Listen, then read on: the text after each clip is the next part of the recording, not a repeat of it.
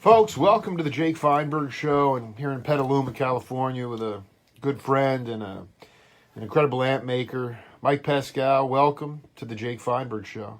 Thank you, sir. It's great to be with you, brother. Do you remember when you first felt sound, how early music kind of had an impact on your psychology? Because you weren't somebody who was, your dad was a professional he was a musician, but it wasn't like you were deeply ensconced in academia. So I just wonder about when you first felt the vibration of music and when you got hooked. It's as early as I could remember, honestly. As a kid, I remember watching the Monkees, of all things. Sure. Being like a little kid and getting up super early and watching the Monkees, and then being really into the Beatles. I guess in a kid's mind, they're pretty similar in a strange sort of way. And that was happening in the real time as a kid for you, or? Yeah, like literally as young as I could remember. Wow. Listening because those, you can't pick out two more iconic bands at that point, Yeah, so that must have been like 70. Let's say if I was born in 73, that had to be like, I don't know, when you start that stuff, 72, 3, something around there. Yeah.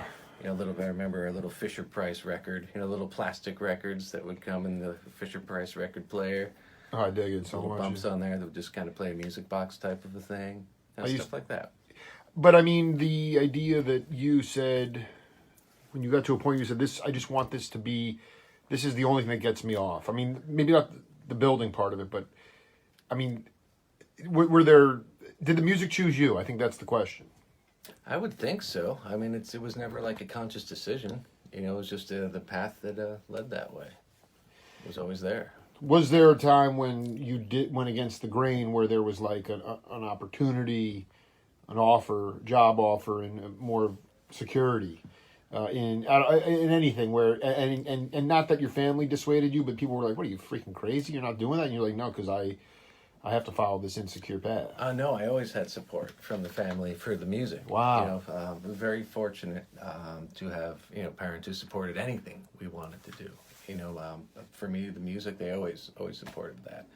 My brother was a professional soccer player for years, and that was something he did his whole life, since he was a little kid. Where did he go to college? He won a scholarship somewhere? He went to Furman University, and then he moved down to Georgia to play. He's in Richmond now, but it was soccer, and what parents says, yeah, go for that.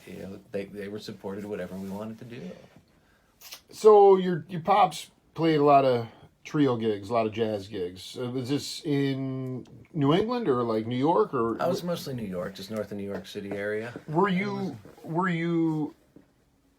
you go to those gigs? Oh no, this is before I was born.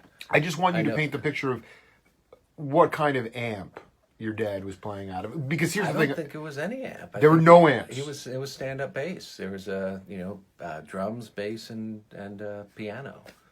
And that's it. And I don't know the depth of, how much he was playing. Right, but it was basically just acoustic sound. There was nothing. So it was not electrified. Been, late '60s that he was doing this. When did you get the bug to? Did you? I know you're fascinated with tube technology from the 30s, 40s, and 50s, and I was hoping you could talk to the audience a little bit about the smooth sound wave of that type of technology, as opposed to the crunching.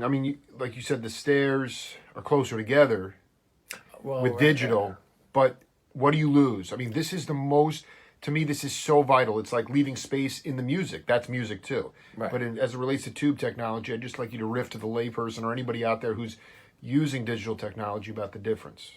I guess when it comes down to amplifiers and, converting a signal, or generating sound, I guess you should say, in a nutshell, it's kind of a analog tube technology. Basically, you can put it on a scope. It's a sine wave. It is a completely smooth wave. You've seen it before, sine wave. It goes up and down. It is a curve. It is a complete solid signal, complete solid line. When you get into digital reproduction of sound, it's little pixels. And then if you get closer in, you zoom in on that sine wave, and it's not a smooth thing. It's steps. It's these little tiny squares that are fit together, little pixels that fit together. And you look at their sine wave, and from far away, it kind of has that same general form. But as you zoom in, it's like little steps. And then So let me just be clear. The wave is like very round and very and moving. Yeah. But the stairs is almost a jagged kind of. Grab something. Yeah. Show you Let's break it down. Yeah. Tube technology here. So it's, I mean, you got, so let's just say, here's your sine wave, from a analog piece of equipment. When you get into the digital world, it looks like this. It's little steps that go up and down. So as technology improves, and all you're hearing is the connection of the points between those steps. So there's all this missing information in there. What now? Let's break down what is essential that's missing, because I'm obsessed with sound. So it's all that space in between there. I mean, you're taking this actual, physical, the complete thing. You're the whole sine wave, and you're taking little chunks out of that. But there's no missing parts. It's just it's in a different. It's coming the way it's I don't know. I'm using the wrong words. From what I understand, there is missing parts. And as technology improves and everything pixels get smaller, and stuff like the way resolution improves, those steps get smaller and closer together. So literally, as you cram more pixels into that space, the space between those points that actually become the wave gets smaller.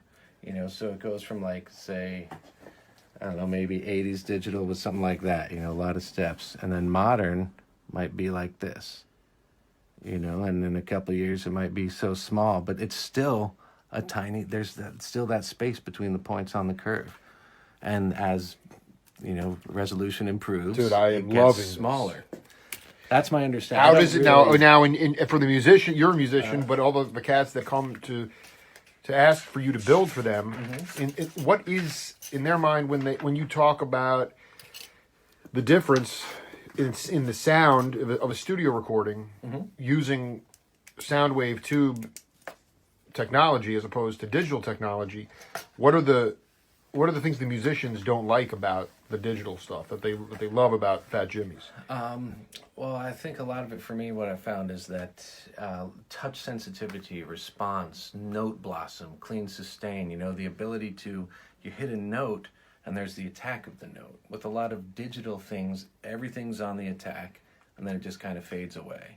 Okay, the attack that doesn't necessarily mean... That's when the moment you hit the string. Right. Okay. Whether it's the guitar pick or the finger on the bass or something, or a drum, the beat of the drum, as opposed to the resonant ring. The attack is that first moment where you hit the note. So it's just that's it. There's no dynamic. Is there no range to the actual? Well, it's more like it everything is focused on the attack, and then it kind of just fades away. With tube technology, old tube circuits are not the most efficient things, and that's kind of why they get distortion, why they sound so good. A lot of what happens is, like you hit a note, right? And like the amp has all of this electricity, these electrons are in reserve, they're ready to go. And you hit that note, and if demands a lot of current, it might be, here's what we got. Right. We're filling that note in. And then the amp has to take a breath and recharge and say, here's all this electricity ready for you to utilize again, or all these electrons ready to utilize again. That breath, although it might just take a fraction of a second, that breath is what makes the amp feel alive. That makes it something you can actually work with. It's breathing. It's literally responding to the way you play and the way you touch and the way everything feels. And so a note isn't just everything right off the bat and then it kind of fades away. You can hit it, prolonged sustained attack, all of a sudden it'll open up. You'll hear all this harmonic content start to develop, all this texture, all this depth, and that just develops as you can play a big chord and you let it ring out and you can hear the changes as it kind of cycles through this as the harmonics cycle through. It's incredible. I remember interviewing Adam McDougall. He talked about in the '90s, basically. It was a big synth time, so they were ditching Fender Rhodes and Hammond B3s. He'd go into dumpsters to find them, and he thought he could fix them, but he couldn't. and then there'd be people in shops being like, "Please take them, take it." And then he wound up playing on the street, and people would lower a bagel down or a beer, But did tube technology go out of vogue? I mean, maybe this is a very simplistic question, but is it one of those things where, because now Adam's sound with those rigs that he has, I mean, it's very appealing to me, but it is hearkening to an older time, and I feel like there's a cyclical nature to that. But with tube technology, did we get way away from that? I mean, how much of a minority is Fat Jimmy in? Are you on your own island, or, I mean, what is it? No, I think on a general sense, like if you talk about humankind and the development of technology, we hit a point where it peaked. Tube technology peaked. It was an amazing when it came out. I think in the 20s. In the 20s and 30s, that's right. As radio and all that stuff, and then as that started to get into homes and cars and stuff, tubes were everywhere. Cars used to have tube radios and stuff. Everything was tubes. Yeah, that's so sick. But it's kind of it's bulky. It gets hot. There's a lot of work. There's maintenance involved there. So from that standpoint, when the transistor came out, that took the place of tubes. It's small. It's cool. It just sounds different. That's the thing. So from the impact of, or the viewpoint of like industry, it kind of made sense to evolve towards smaller, more convenient, more efficient forms of sound reproduction. But for the musician, it just doesn't sound as good. So there was that time in the. So I want to be clear though. Was it more cost effective to go into digital I would think so. Yeah, I'm pretty sure. Because it's always a bottom line thing. Because if the amp gets hot or it needs maintenance and you're on the road, that's kind of pedestrian stuff. I mean, if you have a crew that could handle that stuff, so it was a bottom line thing more than anything else. Yeah, and again, I think the music industry was just kind of what happened with that, and getting away from tubes was just a byproduct of that. The evolution of industrialization, where cheaper, more efficient. More absolutely compact, cookie cutter. Oh, absolutely. Right. This is this is interesting. I want you to talk a little bit about. Also, how many different variations of tube amps were there?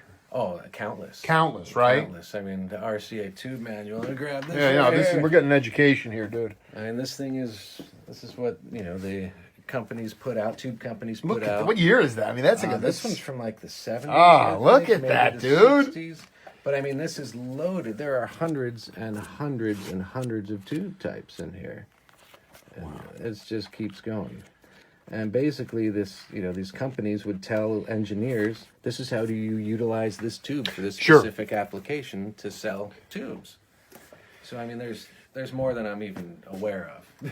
Well, it's interesting. This is going into a musical issue, but I remember Mike Clark from the Headhunters, the drummer. He told me that after Herbie made Man-Child, that album from '75, and it was very different than a lot of the more free music that Herbie was making. It was just more in the pocket, and because Herbie was inspired by the Pointer Sisters, and he wanted to make some dough, and he was really struggling.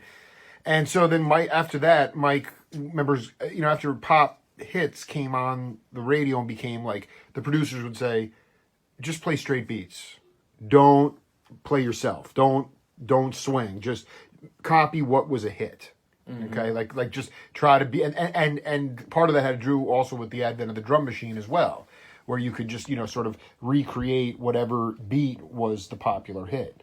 And I just wonder about when you talk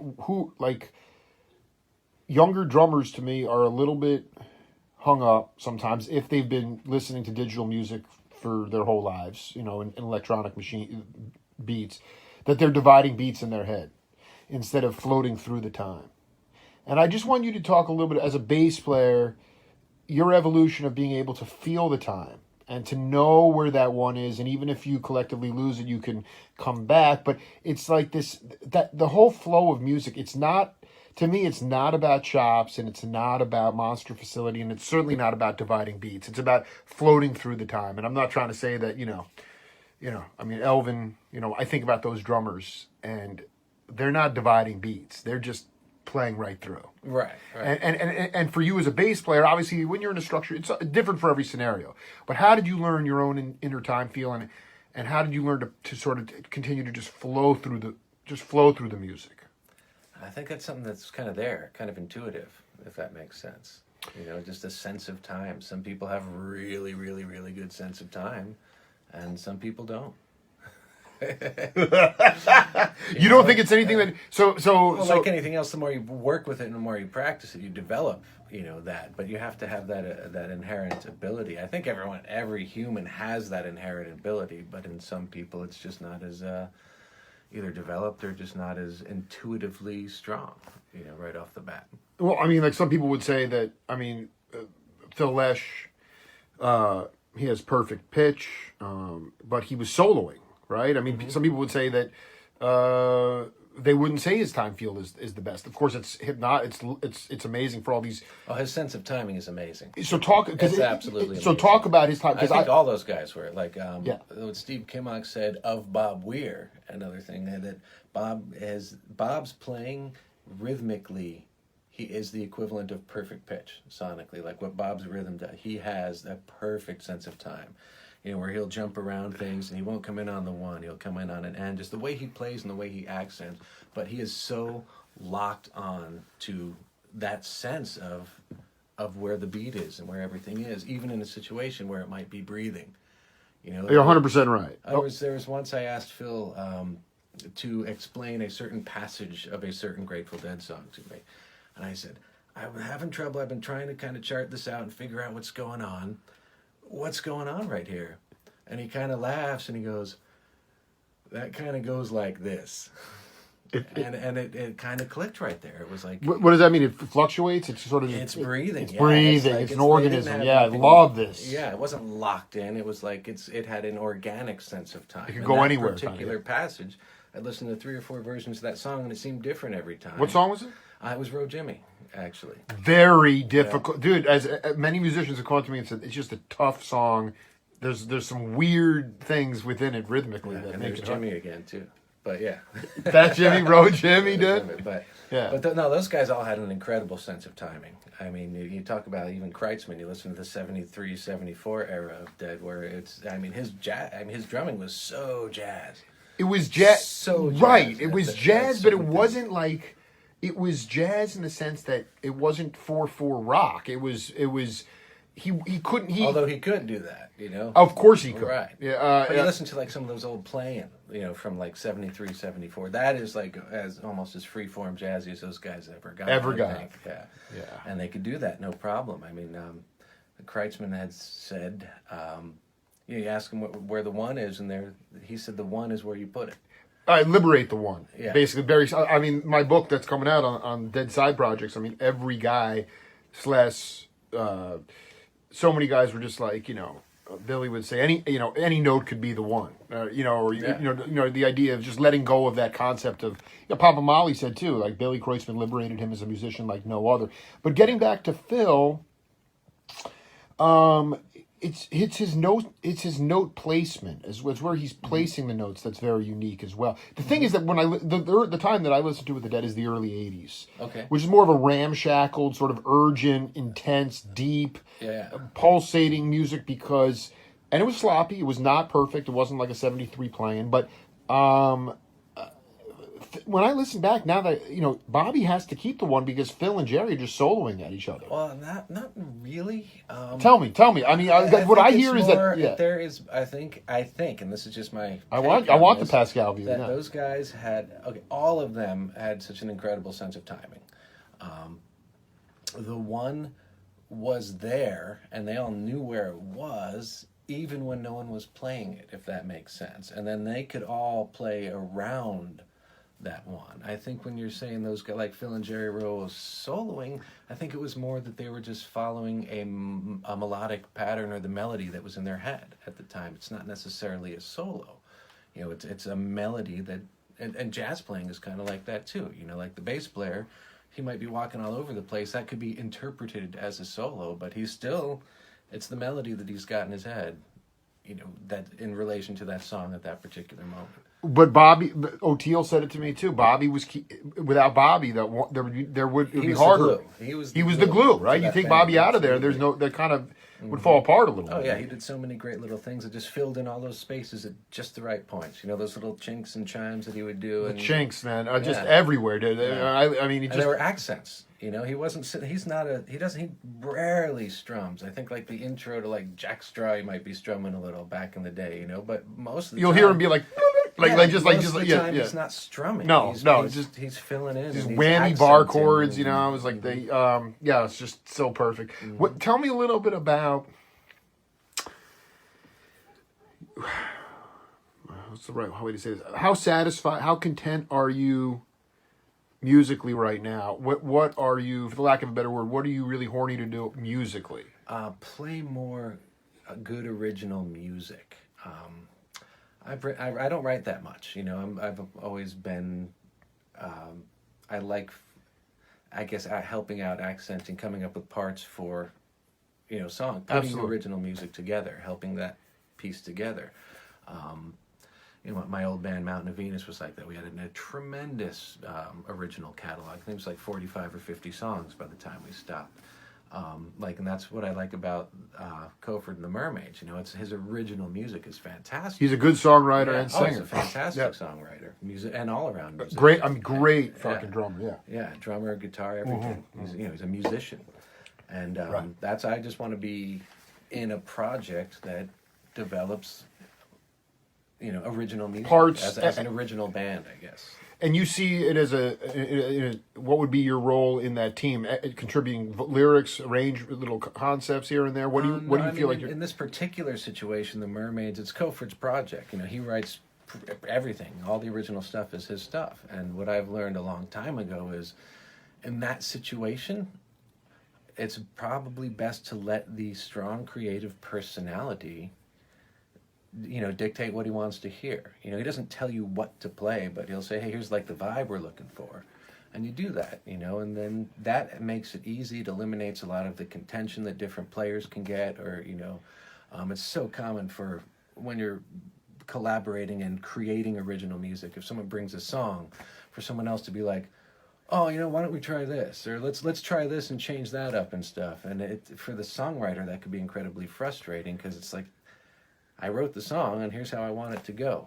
I think a lot of great bands broke up for reasons like that, where there was just these clashes of personality for musical direction. That's fascinating. That's absolutely fascinating, yeah. Like where I'm at now, I feel very creative when I collaborate with original music, whether it's in a rehearsal situation or a recording studio, and that's when I feel really comfortable and really happy with what I'm doing also.